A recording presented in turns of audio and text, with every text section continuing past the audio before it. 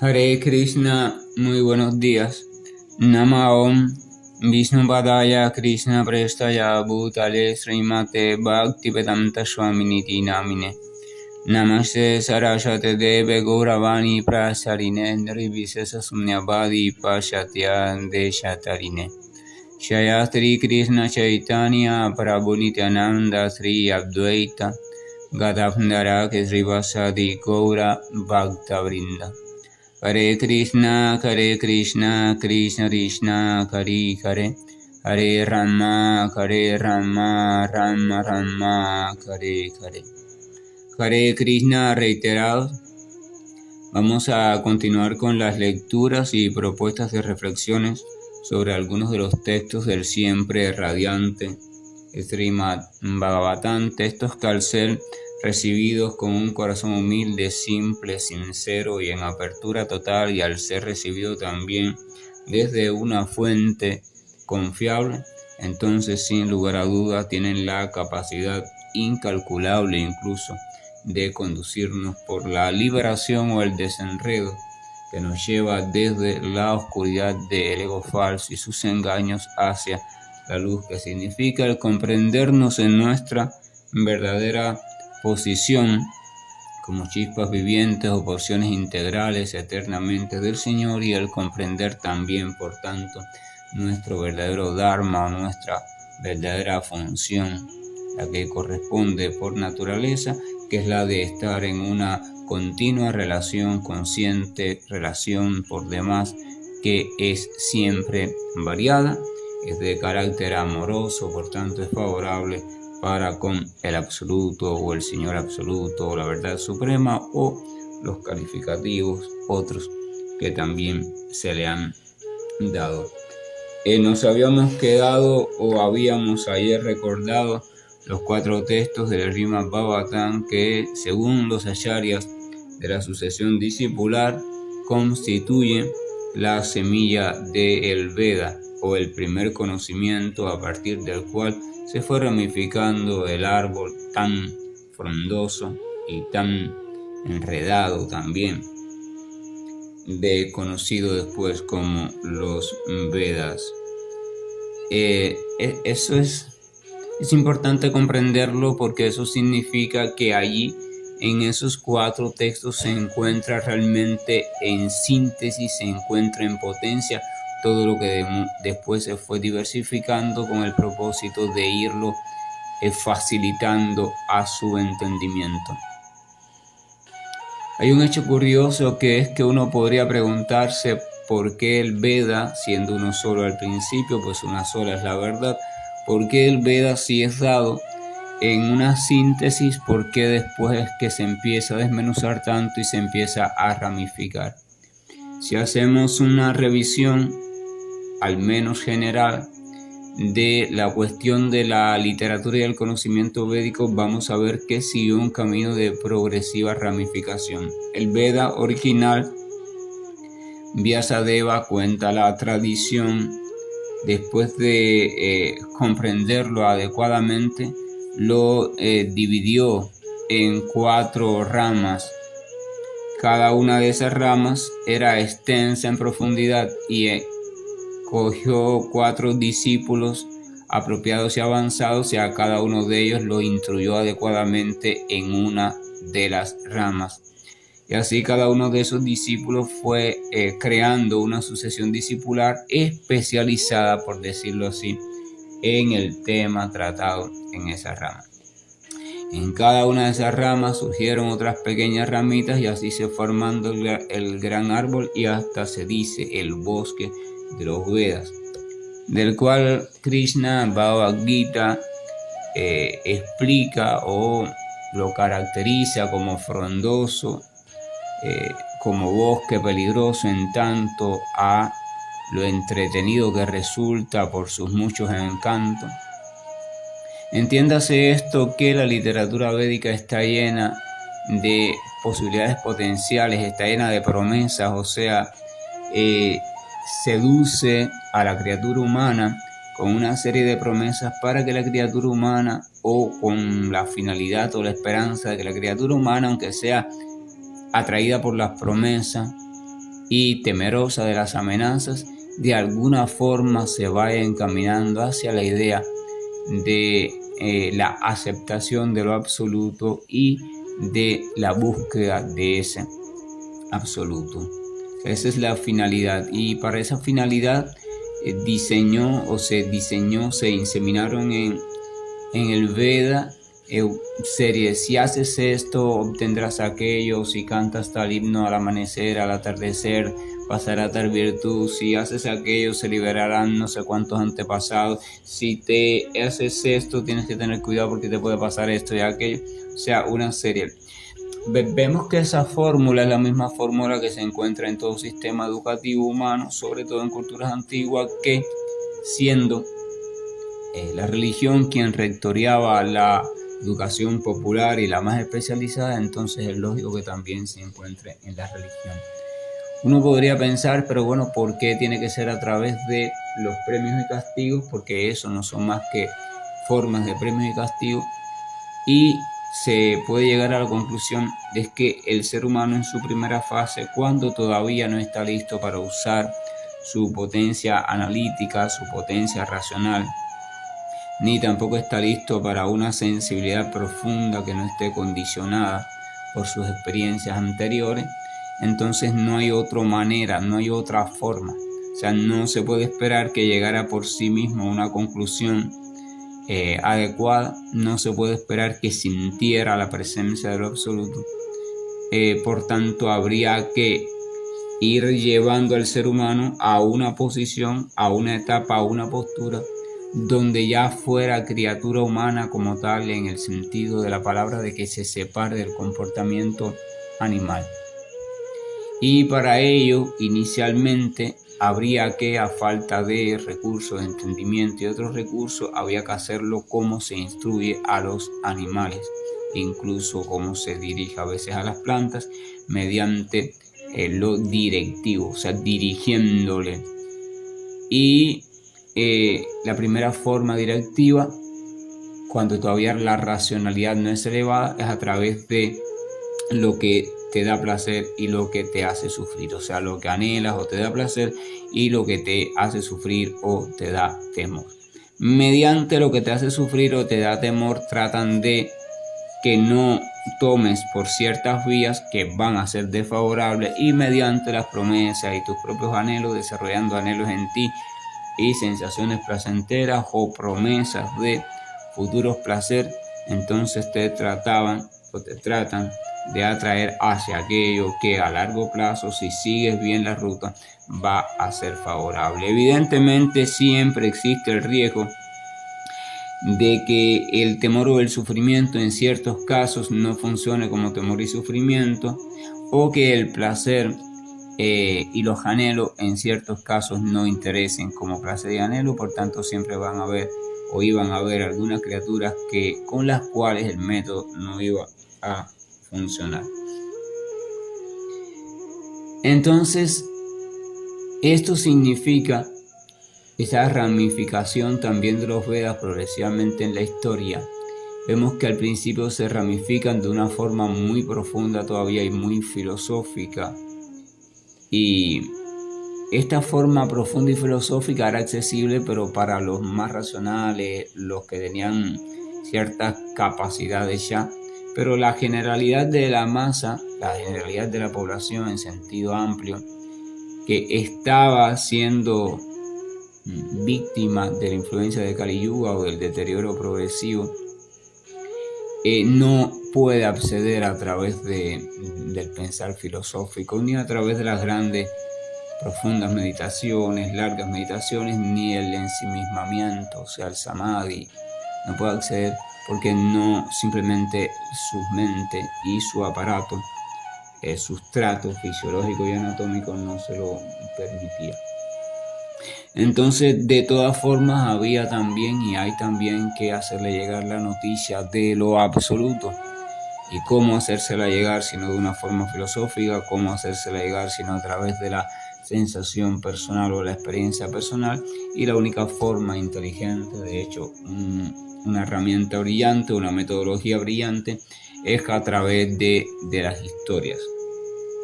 En sánscrito las historias que tienen propósito, ¿no? Las narraciones históricas, sean inventivas o sean traducciones o sean de hechos concretos, se les conoce bajo el término de Purana. Y por tanto los Puranas son aquel suplemento de los Vedas o aquel complemento de los Vedas.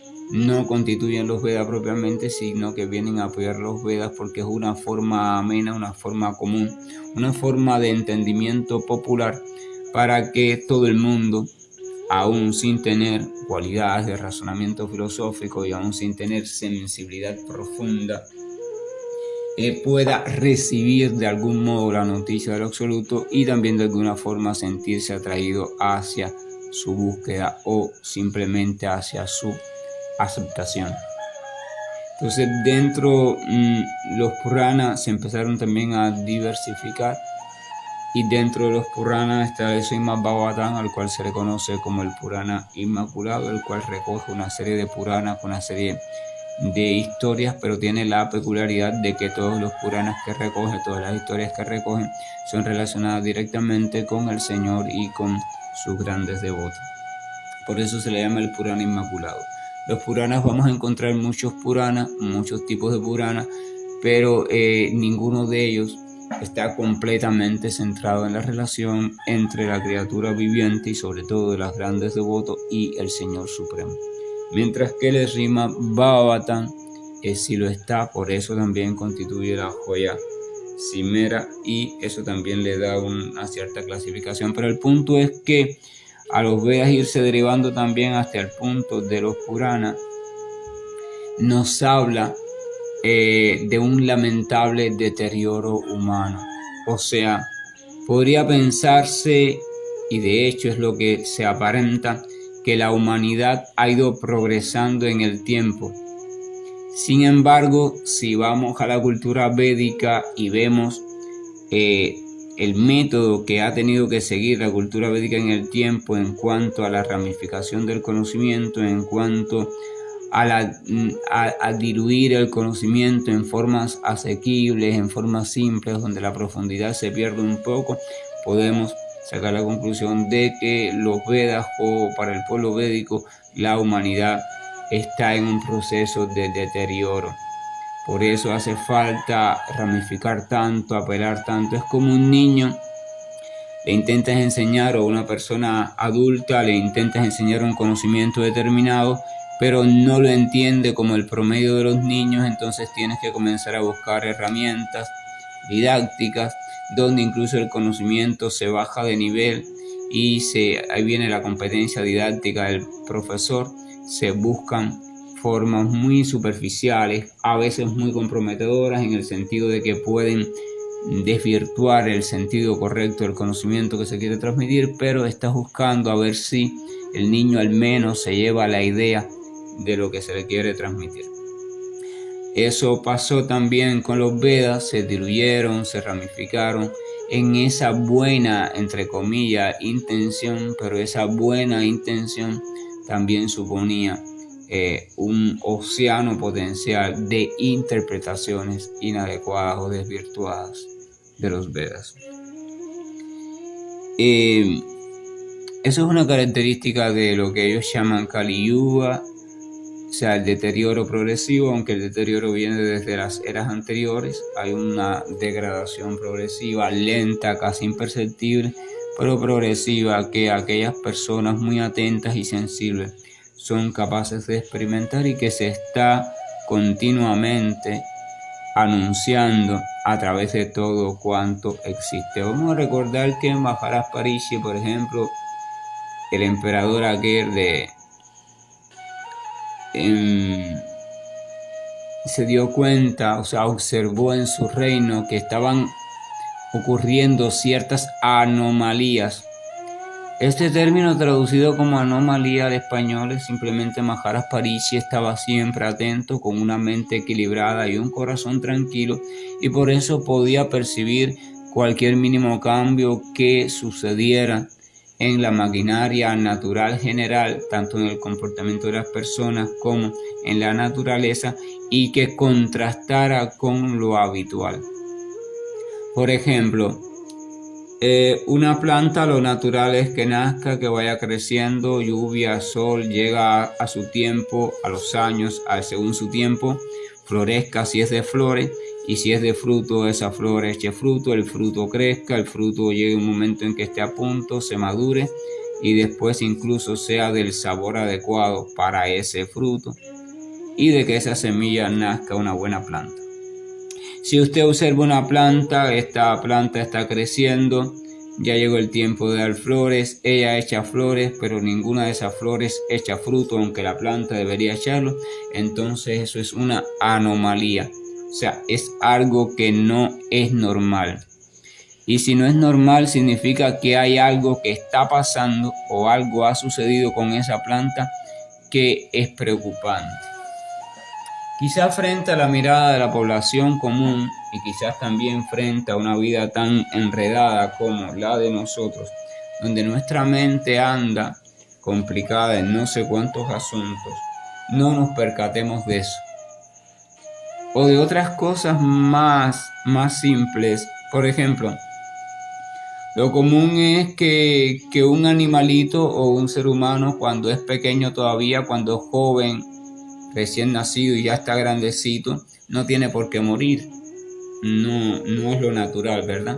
Sin embargo, cuando se comienzan a encontrar en un poblado, en un reinado, en una tierra, en un país determinado, que las criaturas jóvenes comienzan a morir o comienzan a enfermarse o comienzan a perder fuerza, entonces eso es una anomalía. O sea, percibir las anomalías era una de las formas que tenían las sociedades antiguas y la sigue teniendo el ser humano de hoy, pero está, repito, más metido en su mente. Percibir las anomalías es una de las formas de saber que algo anda mal con nuestra forma de vida y también con la naturaleza en sí, en modo general. Cuando eso sucedía, entonces los grandes sabios de la antigüedad, incluyendo a los monarcas, se preocupaban porque se sentían responsables de toda anomalía y comenzaban a buscar o a realizar actividades de diagnóstico, o sea, qué está sucediendo. Y como todo estaba vinculado con, en este caso, la religiosidad, comenzaban a apelar a la sabiduría de la literatura sagrada y comenzaban a buscar soluciones desde la religiosidad con la finalidad de restablecer el equilibrio. En aquel momento el pensamiento era: si hay una anomalía es porque estamos cometiendo alguna falta, hay que encontrar cuál es esa falta, identificarla, hay que compensarla, o sea, es el sacrificio, hay que ofrecer algo por ella de un modo bueno, de un modo adecuado, para que entonces sirva como compensación y todo volverá a la normalidad. Ese era el principio del sacrificio enfocado desde el punto de vista religioso. La mayoría de los seres humanos de hoy, incluyendo a los gobiernos, lo que estamos haciendo es primero creando comportamientos tales que conducen continuamente a crecientes cadenas de anomalías que se van complejizando. Pero frente a las anomalías, cuando acaso son detectadas, entonces intentamos resolverlas por nuestra cuenta y ni siquiera vamos a un diagnóstico profundo. O sea, utilizamos nuestra capacidad de raciocinio, únicamente esa, desde nuestra información recopilada a nivel de memoria, a nivel de archivo de mente, y vemos cómo podremos resolver el asunto. Pero no hacemos introspección, no vamos a lo profundo de nosotros mismos a encontrar allí la causa de la anomalía. Entonces ahí está Srimad Bhagavatam, ahí están los Vedas y su complejidad nos hablan del deterioro humano, y aquel que piense que está libre de la influencia de ese deterioro, entonces debe saber que va por mal camino, porque todos estamos sumergidos o todos estamos por lo menos a merced de esa influencia.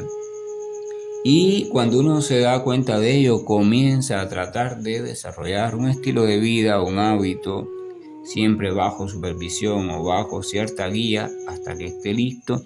que le ayude a ir compensando, ir lidiando con esa influencia. Y uno de los buenos hábitos que recomiendan las culturas antiguas es el hábito de ir escuchando con un corazón sincero y abierto sobre el absoluto, o visto desde un enfoque más personalista sobre la suprema personalidad de Dios, sus pasatiempos y sus diferentes formas de relación, siempre buena y amorosa para con sus devotos o para con aquellas chispas vivientes que comienzan a despertar una vez más su conciencia espiritual, su conciencia de Dios o conciencia de Krishna.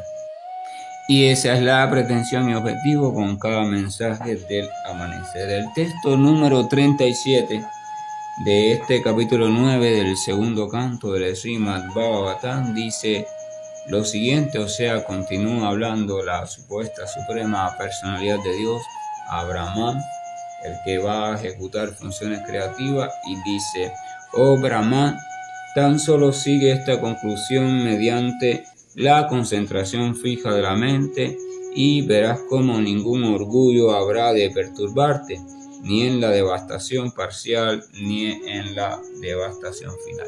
¿A qué conclusión se estaba refiriendo?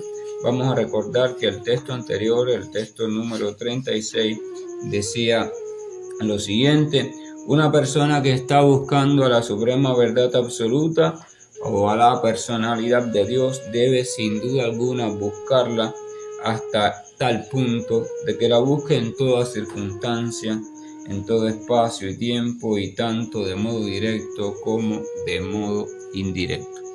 O sea, la suprema personalidad de Dios le está diciendo a Brahma: mientras estés siguiendo tu tendencia creativa, debes en cada actividad que realices, debes también estar buscando o estar constantemente consciente de lo absoluto o de lo supremo, y esa es la única forma, en la conclusión, esa es la única forma de que te mantengas libre del orgullo, o sea, el orgullo, la arrogancia, la vanidad de estar creando lo que más nadie puede crear, no te va a entretener. ¿Por qué le dice esto? Textos atrás, en el texto número 29 y 30, los textos 29 y 30, dentro de las preguntas que Brahma le estaba formulando a la personificación de la verdad absoluta, le dice, le expone lo siguiente: por favor, háblame de manera que se me enseñe al respecto mediante la instrucción de la propia personalidad de Dios, y que así pues actúe yo como instrumento al generar entidades vivientes sin quedar condicionado por esas actividades. O sea, lo primero que dice es: enséñame a cómo realizo el proceso creativo, pero que no quede yo condicionado, que no quede yo atrapado, que no quede yo ilusionado en ese papel de creador. Entonces continúa diciendo Brahma en aquellos textos: oh mi Señor, tú que eres el innaciente, tú me has estrechado la mano tal como se hace entre amigos, como si estuviéramos en la misma posición. Yo me dedicaré, dice Brahma, yo me dedicaré a la creación de diferentes tipos de entidades vivientes y me ocuparé en tu servicio. O sea, la doble función de la cual hemos hablado frecuentemente: seguir la tendencia de la chispa viviente, pero al mismo tiempo mantener una conducta, de una existencia de servicio devocional o amoroso, servicio en este caso, por supuesto, hacia el absoluto. O sea, es llevar las dos cosas a la vez, es ahí la ciencia de la autorrealización difícil y compleja siempre. Y me ocuparé a tu servicio. En aquel texto dice: yo no habré de tener ninguna perturbación. O sea, lo que dice Brahma: yo voy a intentar no quedar perturbado, o sea, voy a intentar mantener las dos cosas al mismo tiempo, pero oro, o sea, te estoy pidiendo que todo esto, que toda esta actividad que va a realizar, todo ese empeño, etcétera, etcétera, no haga surgir en mí el orgullo o la vanidad o la arrogancia, como si yo fuera el supremo. O sea, pero que esto no me cautive de tal manera que yo llegue a pensarme el superior, el mejor, el supremo, el Dios. O sea, Brahma, vamos a recordar, va a iniciar la revelación de la creación. Todavía no hay ninguna criatura revelada, todavía no hay nada revelado, hay solo oscuridad. Brahma va a iniciar.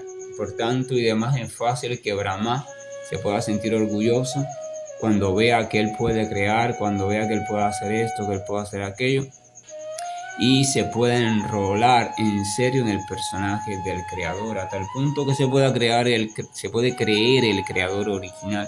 De hecho, así se le concibe según muchas personas, ¿no? Es una característica de la literatura védica, diferencia también al creador de la personalidad original de Dios, o sea, no los ve como la misma cosa. Entonces Brahma había dicho eso, o sea, oro para que no caiga yo en ese orgullo mientras intento realizar la labor creativa. Y entonces, como respuesta a eso, el Señor dice esto, o sea, dice que simplemente mientras esté realizando la labor creativa, búscame a mí, o sea, siempre estate en función mía, al pendiente mía, con tu mente, con tu memoria, con todo, o sea, en todo momento, circunstancia, lugar, de forma directa o indirecta, como dice el texto anterior, mediante la concentración fija de la mente, o sea, que tu mente no te arrastre hacia otros rumbos. Y si haces eso, ningún orgullo habrá de perturbarte, ni en la devastación parcial. Claro, los Vedas hablan de ciclos en el universo, la creación tiene momentos de oscuridad o de devastación, pero son parcial, no es devastación total.